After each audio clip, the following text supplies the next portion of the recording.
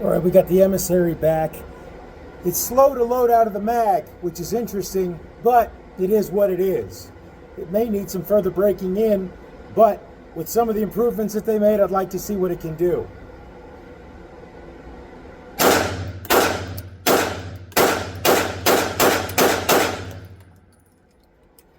The gun is very heavy, so it shoots very flat.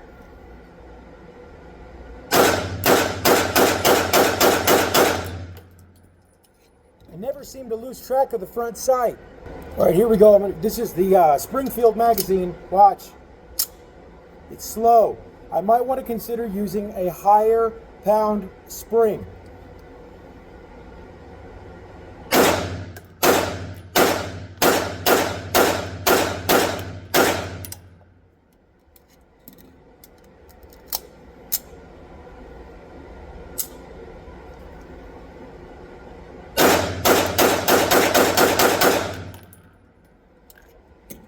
I noticed that it kind of feels a little bit like running a 380, and it's because of the immense weight of this gun. This gun weighs more than this Stealth Platypus.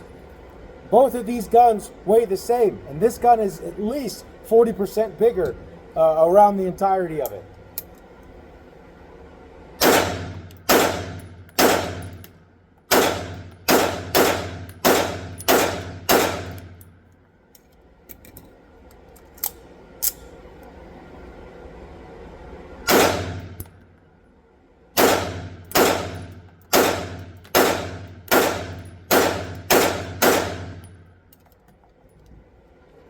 This is part of the pain in the ass of having a single stack magazine, is you're just loading and loading and loading.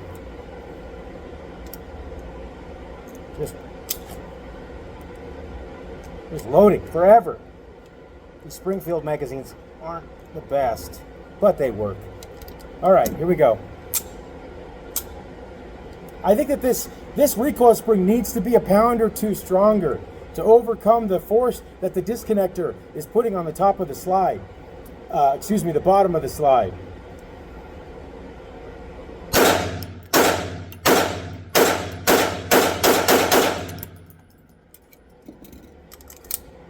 One-handed.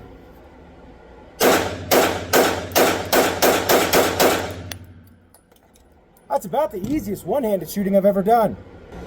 The quality of the Ed Brown 920 magazine really can't be beat, or the Wilson and Ed Brown magazines. The 920 is the Wilson, Ed Brown, as well as Wilson. They're exceptionally good, and they're heavier. They're heavier than the Springfield Armory ones. So I would highly suggest using those. When I do a full rack back, it always comes forward too. So that little extra oomph shows me that the spring weight on this could come up.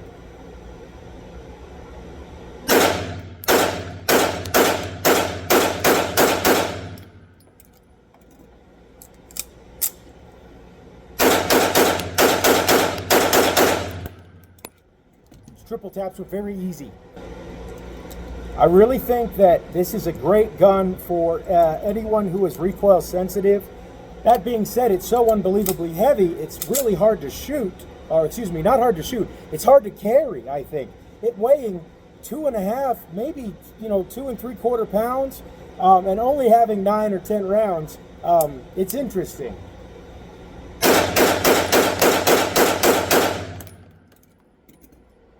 It takes no effort to shoot though.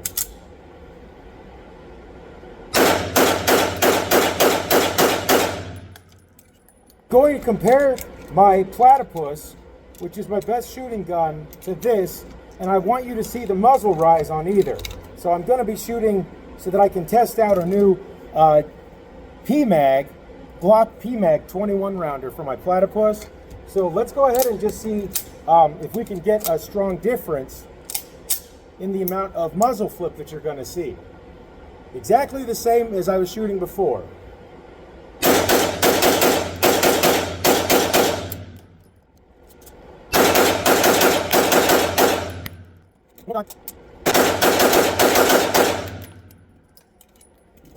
I would say that was pretty close. Now what I'd like to do is a little bit of slower shooting and I'm going to pick a spot on my target that I think I'm going to get some good groups at. So let's go a little bit slower.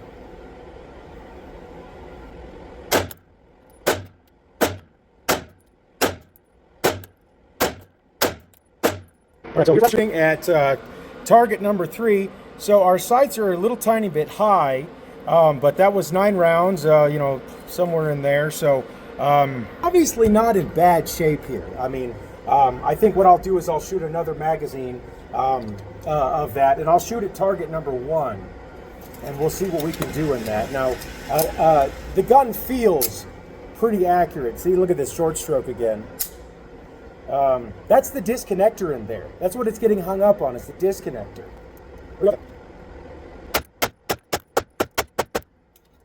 That Aguila ammo is not that good. And sometimes I find that Aguila ammo has some heavy ones and some light ones. Here's that group there at 10 yards. That's not really bad per se, you know, but I'm not really super impressed with it. I think that if I spent a lot more time with it, I would probably...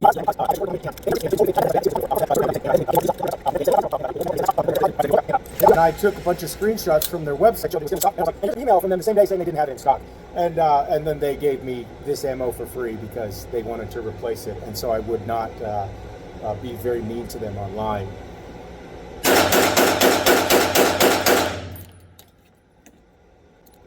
I'm playing with a couple different tricks here.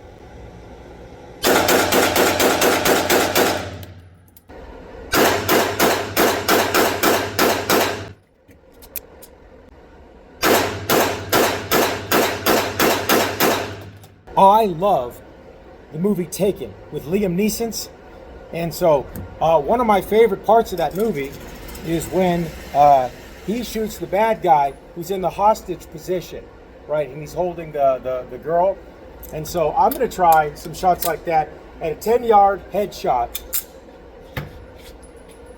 And let's just see how many of these I can hit within a reasonable speed, of course.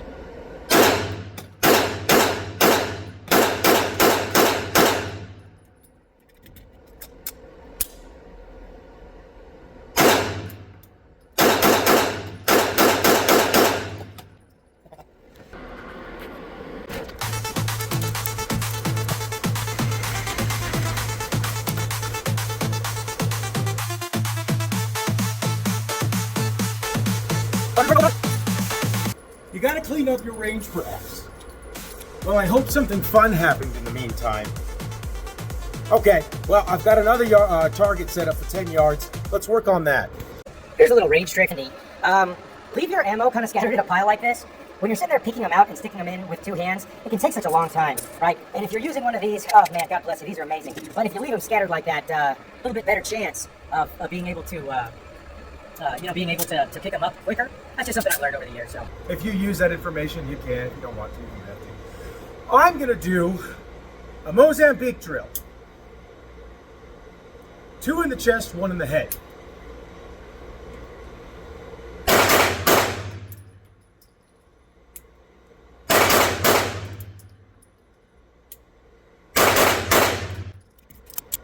I'm going safety on, safety off, shoot. Something happened weird there. I didn't like that. 1 more.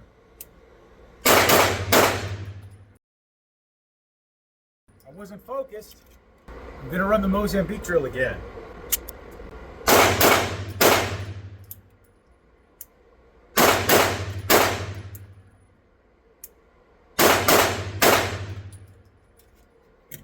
That's how slow I go when I feel comfortable.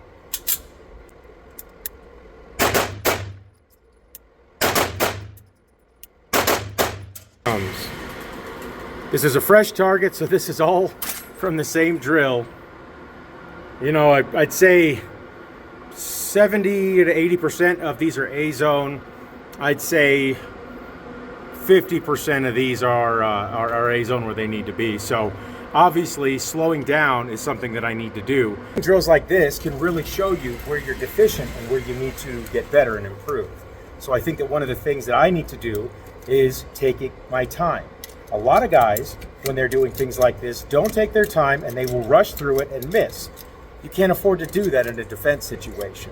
So that's just something I think that's going to be very important for people to train with. Training with one shot at a time on a piece of paper on a static target is a cool way to train, and it really helps you develop your accuracy. One of the problems that I think you run into is the fact that in real life, bad guys don't hold still. And so if I ever have to be in a situation in which I'm faced with a bad guy, I would prefer to be ready to not have to deal with the consequences of missing my shot. We're going to do the same drill again, but I'm going to slow down.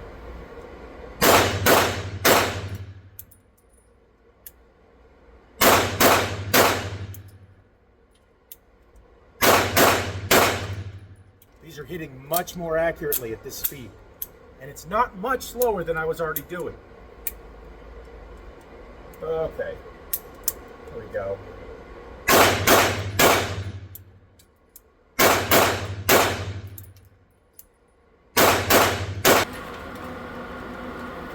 A lot more A-zone hits. And not a ton better here, I can't say. Obviously, I think I've added 2 or 3 more. So 2 in 4 or 5. So obviously, transitioning from low to high changes.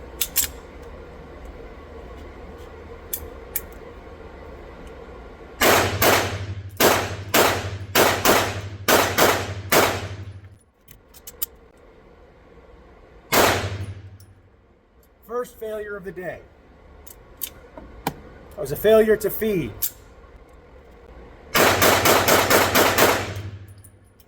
I'm going to do some 9-shot bill drills.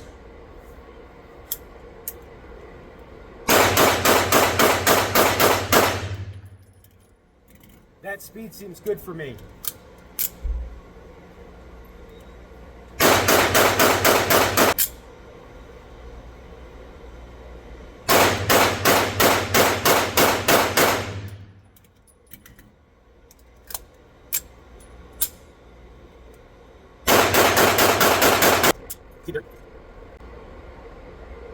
I'm going to do this grip.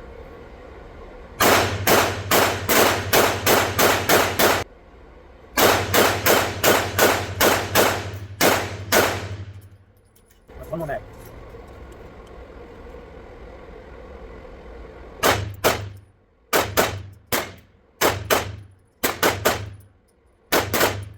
Now we're going to test all 20 mags in this GLP mag in the platypus.